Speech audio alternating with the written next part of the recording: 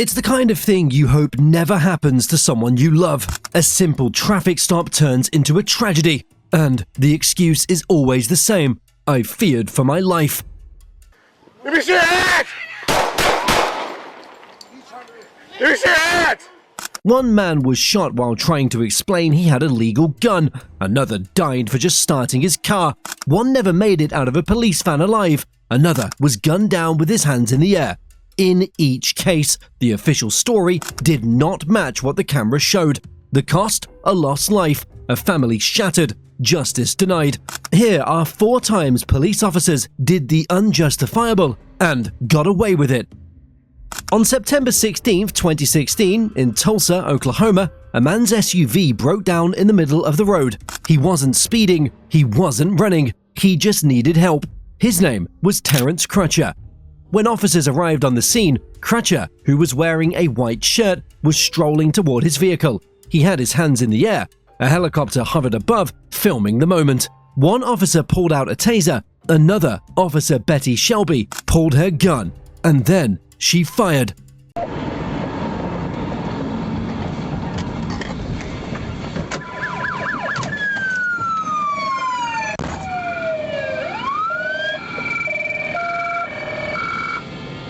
The bullet hit him in the chest. He dropped instantly. No threat, no sudden move, no words exchanged. And yet, Shelby later said she feared for her life. Crutcher was unarmed. This wasn't a split-second scuffle. It was a man walking back to his car, surrounded by police, with nothing in his hands. He didn't run, he didn't shout, he didn't even speak.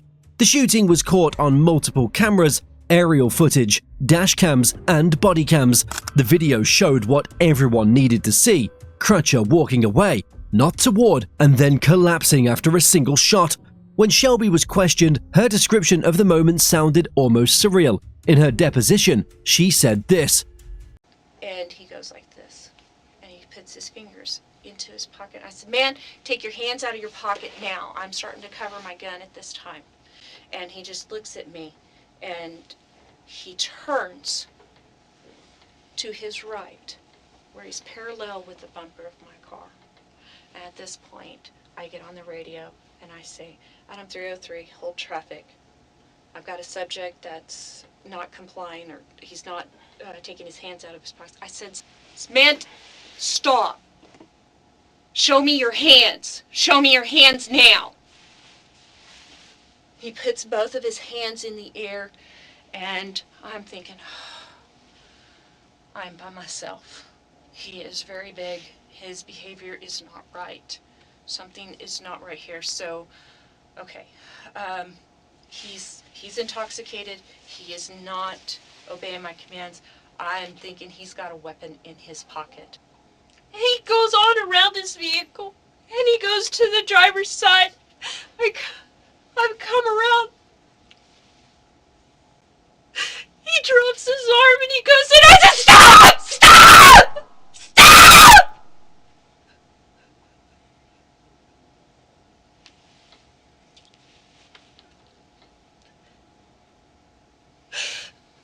He didn't stop. I thought he was going for a gun. And I took a target. And I shot him in the side. In the chest. Shelby was arrested a week later, on September 23rd. She was booked and released within 20 minutes. Bond, $50,000. Her defense pointed to PCP found in Crutcher's system, arguing he was behaving erratically. But the video didn't show someone aggressive, it showed someone confused, disoriented maybe, but never threatening. Prosecutor Kevin Gray said it clearly. She was guessing, and guessing is not a justification for deadly force. Even more shocking, after Crutcher was shot, no officer rushed to help him.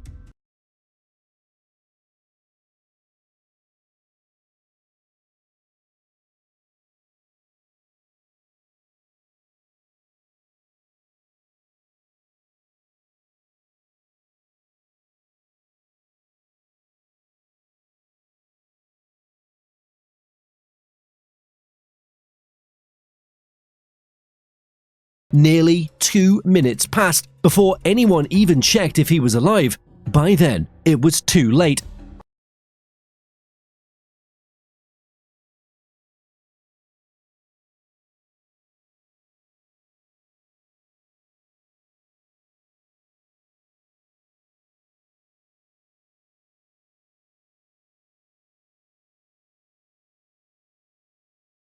Shelby was charged with first-degree manslaughter, facing up to life in prison. But after a tense trial, the jury found her not guilty. She wasn't fired, she wasn't jailed, she was moved to a desk job. And Terrence Crutcher became another name we say when we ask, what does justice even mean anymore? If Crutcher's case made you angry, this next one might leave you speechless, because even live streaming his death couldn't bring justice. On July 6, 2016, in Falcon Heights, Minnesota, a man named Philandro Castile was pulled over during a routine traffic stop. He was driving with his girlfriend, Diamond Reynolds, and her 4-year-old daughter. The officer who stopped him, Geronimo Yanez, claimed Castile looked like a robbery suspect. Within minutes, that traffic stop turned fatal. Well, sir. Good. How are you? Good.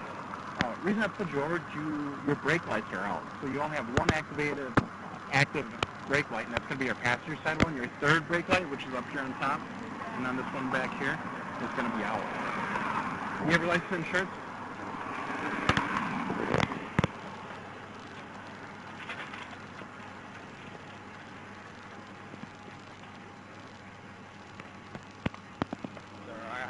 I do have a firearm on me. Don't reach for it then.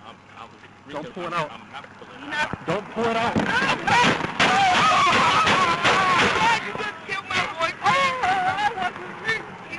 Don't pull it out!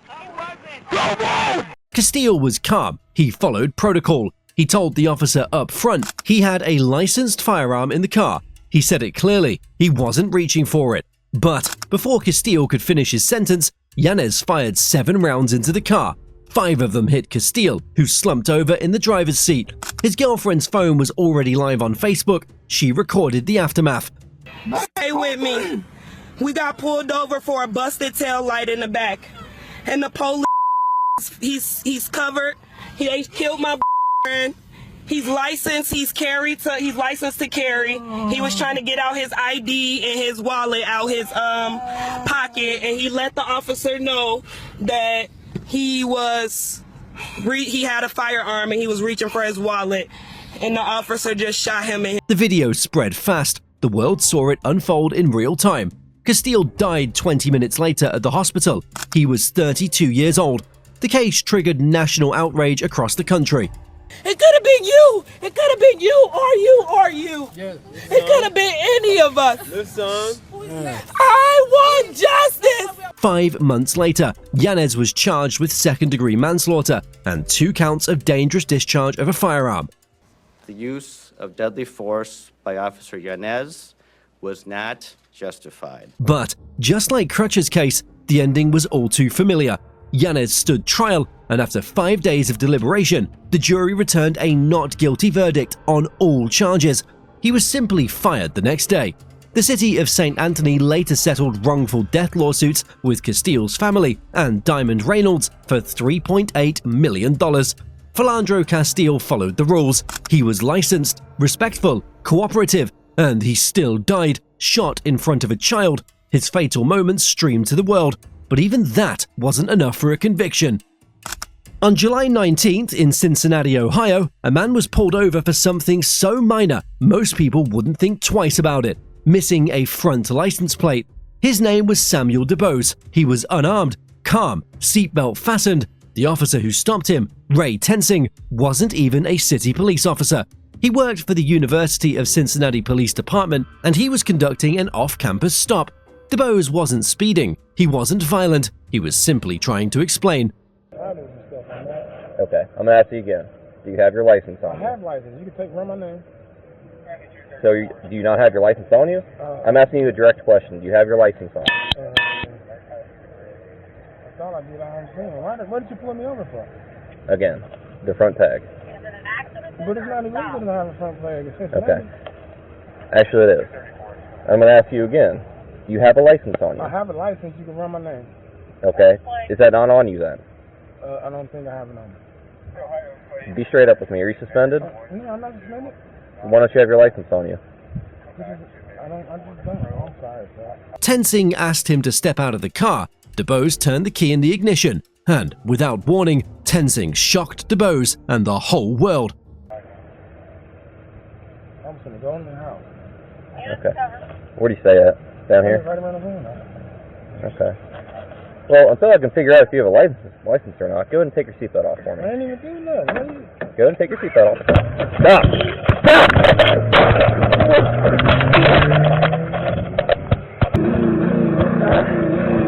Stop! You good?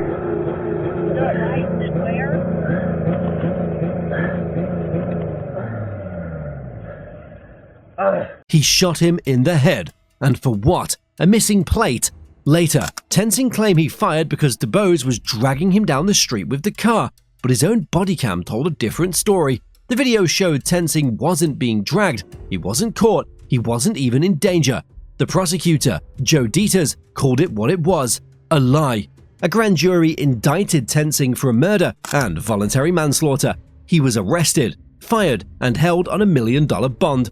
But the trial didn't go the way it should have. In November 2016, the jury couldn't reach a verdict. Hung jury. Mistrial. The bond will be $1 million anyway. Ladies and gentlemen, this is a courtroom. You will conduct yourselves at all times appropriately. Judge Megan Shanahan admonishing the court as observers cheered after setting former University of Cincinnati police officer Ray Tenzing's bail at $1 million. The retrial? Same result. Another hung jury in May 2017. Eventually, the charges were dismissed entirely, with prejudice, meaning they could never be refiled. Tenzing walked free. It's hard to wrap your head around. The footage was clear. The threat was false, and yet no conviction. No jail, no justice, just another officer whose badge became a shield. If you think being shot for a license plate is outrageous, the next case starts with a man being arrested and ends with his spine nearly severed in the back of a police van. On April 12, 2015, in Baltimore, Maryland, 25-year-old Freddie Gray locked eyes with police and ran.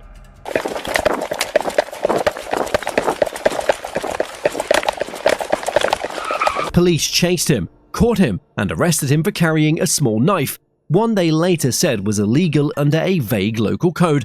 That alone was questionable, but what happened next was worse. Declared her city's cops illegally arrested Gray on April 12th. Mosby alleged the officers ignored Gray's pleas for help at least 5 times and put him on his stomach head first into a police van for the ride to the police station without a seatbelt on. Gray suffered a severe spinal injury and died after a week in a coma. They put him in a police transport van and they left him there, his hands cuffed behind his back. They drove him through the city at a fast pace, stopping, turning, and jerking the van back and forth. Gray's spine was 80% severed. When they finally opened the doors, he was unresponsive. He died 7 days later. The van had been a rolling coffin. The medical examiner ruled his death a homicide, not an accident. 6 officers were suspended and later charged. The driver, Officer Caesar Goodson Jr., faced second-degree depraved heart murder. Others faced charges ranging from manslaughter to reckless endangerment. The state's major issued a warning to all officers.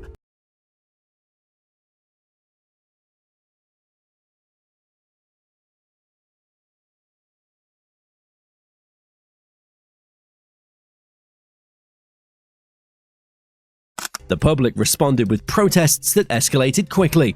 Looting, fires, arrests, a CVS burned to the ground. The National Guard was deployed. Baltimore was under curfew. There were 38 protest-related arrests and 15 curfew violation arrests. The curfew remains in. The trials were split. First up, Officer William Porter. Mistrial. Then came Nero Goodson and Rice, all acquitted. The final charges dropped altogether. By 2017, the Department of Justice announced it would not pursue federal charges against any of the officers. Freddie Gray's spine was nearly snapped in police custody. 6 people were involved, not one was held criminally responsible. Behind every one of these stories is a family still waiting for real justice. Not just settlements, not just apologies, but accountability. These men should be alive today. Instead, they're hashtags, headlines, and body cam footage. The system keeps protecting those who pull the trigger, not the people who end up buried. So, if you think that needs to change, like, subscribe, and share this story. More stories are coming soon, and so is the truth.